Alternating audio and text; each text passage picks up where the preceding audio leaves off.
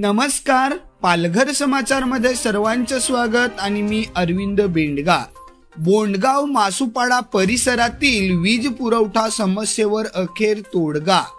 आमदार काँग्रेस विनोद निकोले यांच्या पुढाकाराने नवीन डीटीसी मंजूर। डहाणू तालुक्यातील बोंडगाव मासुपाडा परिसरातील नागरिकांना गेल्या अनेक वर्षांपासून कमी दाबाच्या वीज पुरवठ्याची मोठी समस्या होती।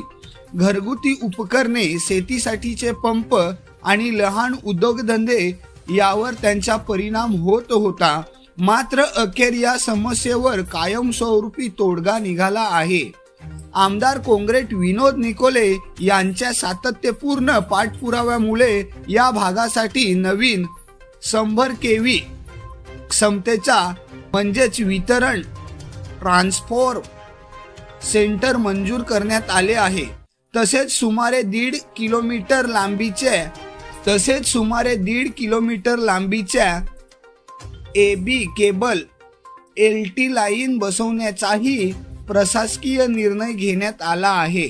या नव्या प्रकल्पामुळे बोंडगाव मासुपाडा परिसरातील नागरिकांना दर्जेदार, स्थिर आणि अखंड वीज पुरवठा मिळणार आहे।